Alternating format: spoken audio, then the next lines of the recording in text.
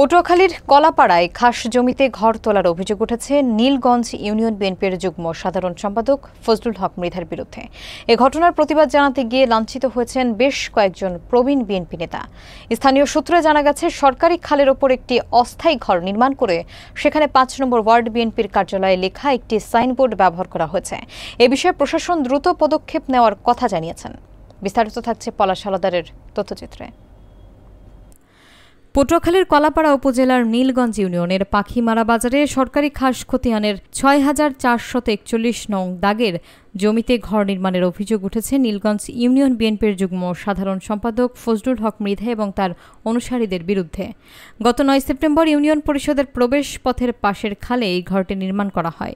ঘরটি স্থায়ী করার উদ্দেশ্যে ৫ নম্বর ওয়ার্ড বিএনপির অস্থায়ী কার্যালয়ে লেখা একটি সাইনবোর্ড ব্যবহার করা হয়েছে বলে অভিযোগ করেছেন স্থানীয়রা।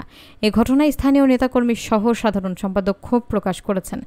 নিয়ম বহির্ভূত এই কর্মকাণ্ডের প্রতিবাদ করায় ফজলুল মৃধার অনুসারীদের হাতে কয়েকজন প্রবীণ বিএনপি নেতা লাঞ্ছিত হন বলেও অভিযোগ উঠেছে। তবে অভিযুক্ত ফজলুল মৃধা জানান, খাস জমিতে নয়, বরং কার্ডের জমির মালিকের সঙ্গে চুক্তির মাধ্যমে ঘরটি নির্মাণ করা হয়েছে। এদিকে কলাপাড়া উপজেলা নির্বাহী কর্মকর্তা ইয়াসিন সাদিকে জানিয়েছেন, যদি দ্রুত সময়ের মধ্যে ঘরটি সরিয়ে না নেওয়া হয় তবে সেটি ভেঙে দেওয়া হবে। আমরা অবৈধ জায়গায় অফিস চাই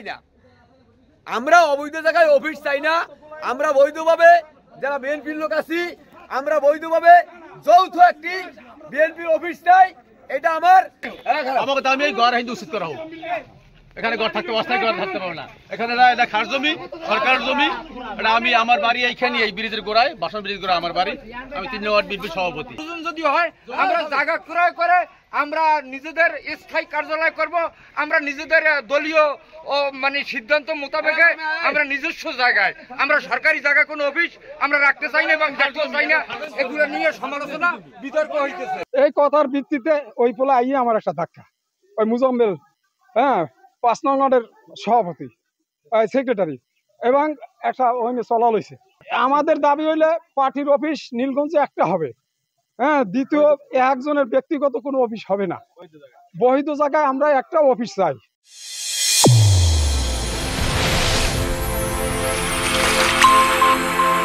চ্যানেল A1 হৃদয়ের স্পন্দন।